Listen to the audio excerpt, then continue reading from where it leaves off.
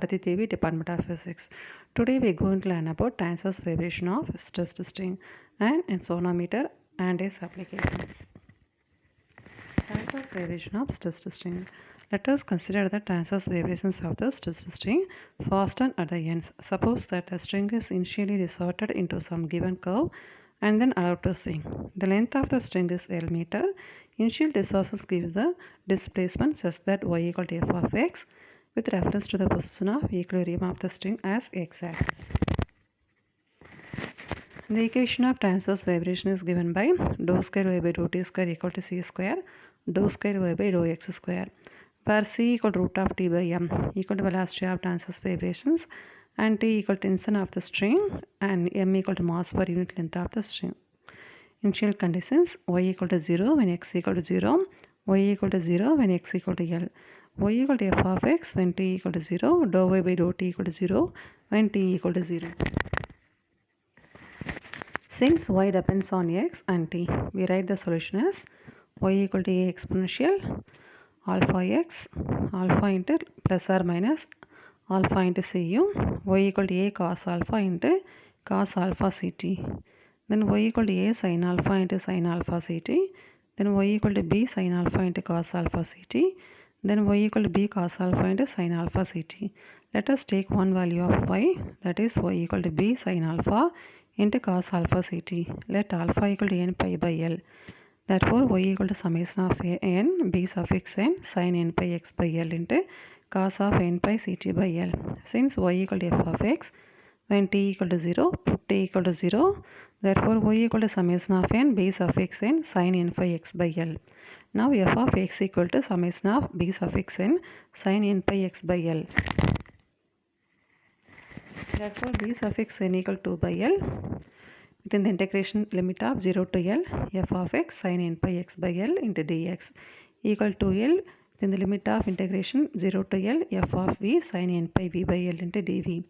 Therefore, y equal to 2 by L summation of sin n pi x by L cos n pi ct by L within the integration of 0 to L f of v sin n pi v by L into dv. Since f of v equal to b sin n pi v by L within the integration of 0 to L b sin n pi v by L sin n pi v by L dv equal to bl by 2. Therefore, y equal to b sin n pi x by L cos n pi ct by L. Laws of vibrations of stressed strings. Let AB be the string fixed at both ends. Suppose this fixed string is plucked at any point P in the upward direction. Then the vibration will start along PB and PA. Let us consider the wave along PA. This wave will be reflected at A. Will go to B, where it is again reflected and finally reaches P. At the same time, the wave along PH will be reflected at B. Will go to A, where it is again reflected and finally reaches P. If during this time P completes one vibration and is again to start its upward journey, it will find the incoming waves in phase. The waves thus reinforce and the vibrations will be maintained. Hence, during the time P completes one vibration, the waves travel a distance. PA plus AB plus BP equal to AB equal to 2L equal to lambda, where L is the length of the string, AB and lambda be the wavelength. Now, mu equal to n lambda or n equal to by lambda. We know that the velocity of the wavelength along the string mu equal to root of t by m. Hence, n equal to 1 by lambda root of t by m equal to 1 by 2L into root of t by m. This is the lowest frequency and the noted emitted is called the fundamental. The string in this case vibrates as a whole in one segment. It is possible that during the time the waves starting from P travel to A, from A to B and back to P. The particles P completes 2, 3, etc. vibrations. The string vibrates in P segments. Then the particle P will complete P vibrations during the time the wave travels from P to A to B and back again from P to B. B to B, thus 2L equal to P lambda. Therefore, lambda equal to 2L by P or n equal to P by 2L root of T by m.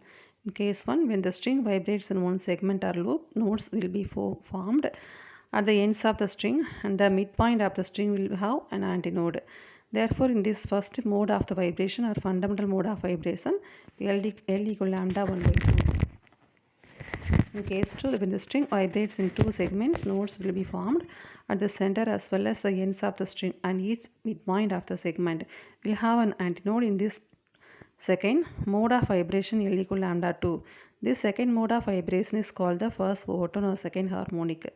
In case 3, when the string vibrates in three segments, we have nodes at the endpoints of the segments. The antinodes are the midpoints of the segment in this third mode of vibration called the second overtone or third harmonic L equal 3 by 2 lambda 3. The first, second, third harmonic vibrations, thus the string will vibrate at different modes of vibrations. From the relation, we find that the frequency n of the fundamental note produced by a string depends upon the following factors. In first factor, the frequency is inversely proportional to length of the string, that is n equal to 1 by L. In the second factor, the frequency is directly proportional to the square root of the stressing force or tension, that is n equal to root of t. In third In third one, the frequency is inversely proportional to the square root of mass per unit length of the string, that is n equal to 1 by root n. The mass per unit length can be written as m equal to pi r square rho. Thus, it depends upon the radius of the string and density of the wire. Hence, the frequency is inversely proportional to the radius of the string and inversely proportional to the square root of the density of the wire. These three laws are known as the laws of transverse vibration of strings. This can be verified using a experimental using a sonometer. Sonometer and its applications. Sonometer or monochord consists of a string of steel or brass attached to a peg P at one end and passing over two fixed knife edges A and B on a wooden sound box W.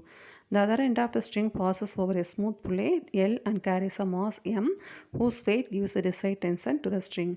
C is a mobile knife edge, that is whose distance from the knife edge B can be allotted when necessary. Usually, a meter scale is fixed on the sonometer box to measure the length of the string between the knife edges. In figures of the sonometer, verification of first law. The sonometer wire is suitably loaded, say about 3 to 5 kg. A tuning fork of known frequency N1 is excited by striking its prong gently on a rubber pad, and its shank is pressed on the sonometer box. The wire is plugged between B and C and the two sounds compared. If the sonometer sound is shrilled then of the fork, it means that it has a frequency greater than the fork. Hence, movable bridge C is moved away from B. If the tuning fork is shriller, the bridge C is moved towards B. This is repeated until the two sounds are equally shrill. At that position, beats, that is the waxing and waning of sound, will be heard, which signifies that the two frequencies are slightly different. Slight adjustment of the bridge C one way or the other now will be sufficient to make the sonometer wire to vibrate in unison with tuning fork. To check the resonance, a small paper rider is placed between C and B and the excited tuning fork is pressed on the box. The wire will have sympathetic vibrations or resonance vibrations when the paper rider will be thrown away. The measured length L1 meter between the bridge C and the bridge B gives the length of the string which resonates with the fork, which means that its frequency is equal to the frequency of the tuning fork N1. Keeping the same tension under the tuning fork of known frequency N2 is chosen and the corresponding length N2 meter of the same string is found out as before. Then the length L2 of the wire has a frequency N2. By the first law, N1 is proportional to 1 by L1 and N2 is proportional to 1 by L2. That is N1 by N2 equal to L2 by L1 or N1 L1 equal to N2 L2. Keeping the tension in string as constant, the experiment is repeated a number of times with a number of tuning forks or known frequencies, and the product of frequency and resonating length is shown to be constant. Meanwhile, if we draw a graph between N and 1 by L, we can get a straight line passing through the origin, which indicates that NL is a constant for a given load or tension in the string. The following table column could be used to note down the readings. Tension T equal to mg, that is a Newton.